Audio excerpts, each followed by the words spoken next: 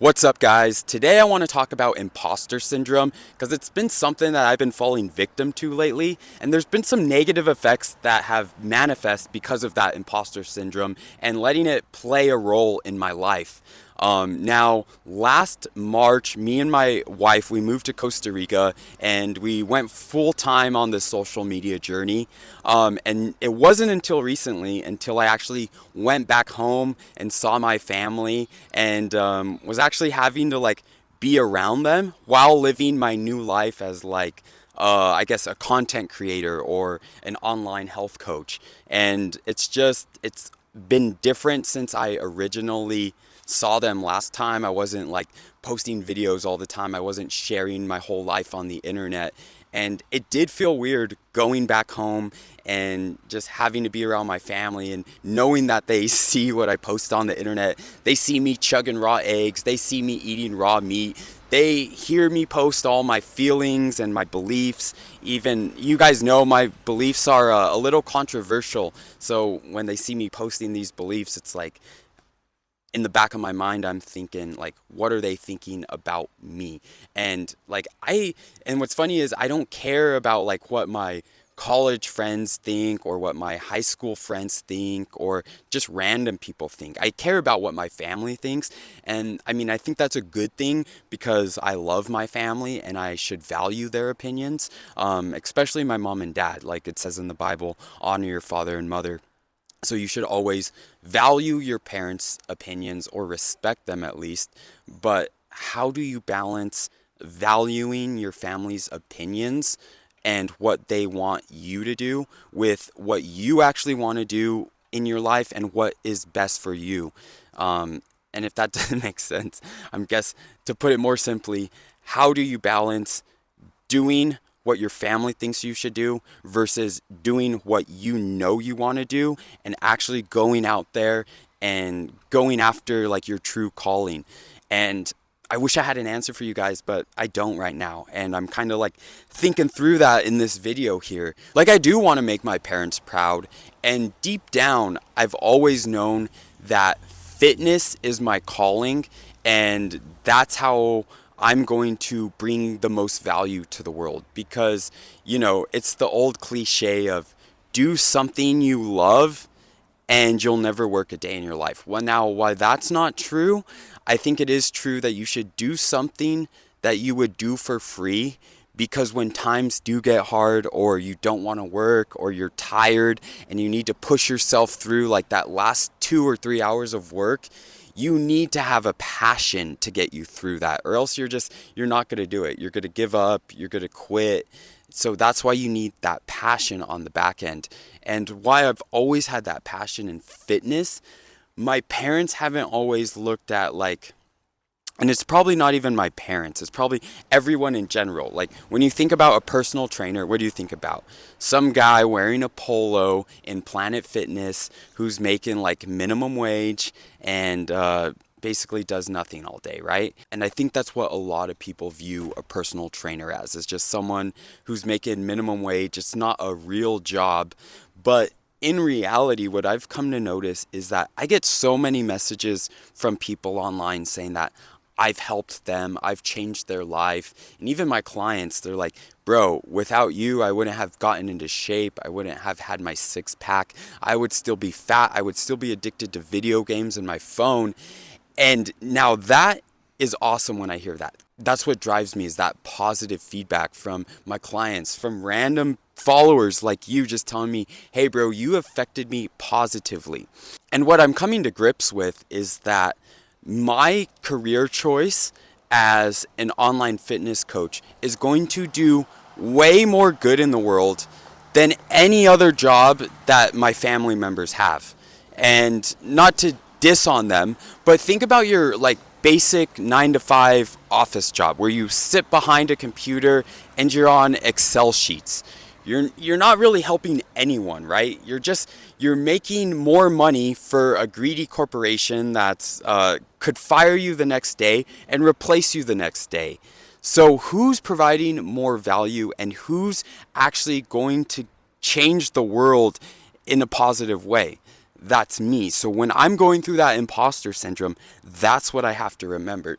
And I don't know what it may be for you guys, because what I can relate this to is my fitness journey as well.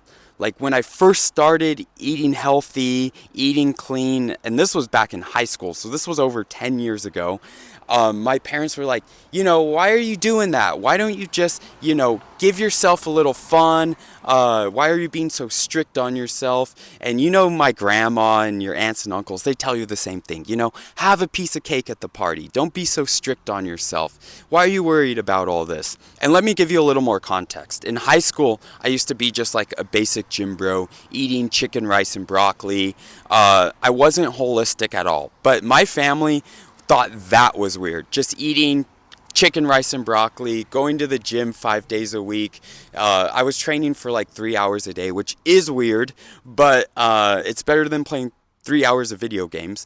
But now that I'm more holistic, I feel like they look at me like even weirder. Like I'm eating raw eggs instead of cooked eggs. I'm grounding. I'm telling them that you need to ground to reduce inflammation, and that's what will get you off antidepressants. You don't need antidepressants from a doctor. You need to have grounding. You need to be outside in nature, get the sun, and get that vitamin D from the sun. That's going to give you serotonin. It's going to give you dopamine. It's also going to boost your testosterone, and testosterone in males is also makes you happier. Like when you have testosterone, you have drive, you have purpose.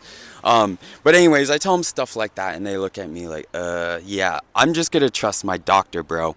And it is sad to me because I know I can help them, because a lot of my family members, they're on blood pressure medication, they're on statins, they're on antidepressants, they're on birth control, and I try and get them off of it. But the more I talk about it with them, the more they actually double down and actually defend their doctors, which is crazy. And I don't know what that is. That has to be some like mental thing, because what I'm trying to tell them is that you can naturally fix most of your problems without having to go to a doctor, but yet they want the pill. They like the pill. They rather trust their doctor than their family member who actually cares about them and cares about their health, versus a doctor who just wants to make money. And that was kind of me thinking out loud. Now back to having imposter syndrome when it comes to fitness, because I'm sure if you guys have even started like even drinking protein powder, your parents may be like,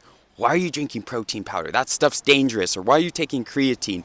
That stuff's dangerous. Now, why I don't believe in supplements, my parents told me that too. And they're gonna make you feel weird, like trying to be healthy is a weird thing. And a lot of that I think comes from their insecurity, because they know they should be living healthier. They know they should be going to the gym. They know they should be eating better. And when they see you living healthier, eating better, going to the gym, it makes them feel insecure. So therefore, they're telling you to eat a piece of cake, or they're telling you don't be so serious. Because when they see someone who is putting more effort and living healthier and actually taking action to change their health, it makes them feel insecure. And it can't help, and I can't help but think, does the same thing apply to everything in life? Like when someone sees you posting content, trying to make a business, trying to live the life that you want, are they jealous because they see you going after your dreams and maybe they're too afraid to go after their dreams? So if you guys are running into imposter syndrome, I guess overall, at the end of the day, what you have to remember is you have to think, what is the other person's motivation for making you feel like you're weird, like you're the imposter? And most of this may just be in my head. Like, people probably don't care that I eat eggs on the internet or that I'm eating raw meat. And what I'm coming to realize just through honestly making this video with you guys is that really only you will know what makes you happy. Like, if you know that getting in shape is going to make you happy, if it's going to allow you to be more mobile, have more fun, get the girl of your dreams, you know, have a physique you're confident in, make you more confident overall, then go after it. Achieve what you want. Because at the end of the day, guys, your family members or anyone that will be giving you imposter syndrome, it could be your family members giving you imposter syndrome, it could be your workmates giving you imposter syndrome. But just remember, they ultimately don't control your life. And when you go to bed at night, you are the one in your own head thinking, man, I am not achieving my dreams. And I've really realized that recently is like when you start a journey creating your own business like this, God really brings people in your life who you align with more. And I think I'll always love my family, but I think a lot of the times I was just hanging out with friends and a lot of family members just because I knew no one else. But now that I'm in this space, I'm actually meeting people that align with my beliefs and with my thoughts. Like, for example, being out here in Germany, my wife's family and my new family now have been the most supportive people when it comes to my business. Like, one of her cousins, they gifted me eggs from their own chickens from their own farm. He went out, he bought me coconut water, he got me these holistic fruit snacks like with no bad ingredients in them, and then he took me on a bike ride to go get some raw milk. And yeah, man, I just like, it's crazy when you show your true personality, then you're able to actually meet people you align with. It's really been a blessing just because it's crazy. He lives in another country, but yet he has the same exact interests as me. And if I would have never been posting this on the internet, I guarantee you we would have never started talking about this. Because like, what, you never go up to someone random and be like, hey bro, you like raw milk? Or you want to drink some raw eggs? Because he drinks raw eggs too. And it's just cool when you actually show your true self. Then you'll actually be able to attract people who have the same values and the same interests into your life. So if you're out there having imposter syndrome, I would say just go all in on yourself, because once you put yourself out there, then you're going to be able to attract others that are just like you, and who knows, you could form bonds with them that are unbreakable. Because when you have people in your life who have the same values as you, the same interests, that's when true friendship forms, not just transactional friendships because you're family and you have to love each other. But that's all I had on that topic. I think I'm going to start making a lot more of these videos where I kind of just talk off the top of my head, and it's kind of just me talking to you guys, telling you what I'm going through, what my feelings are, and how I'm kind of navigating that mentally.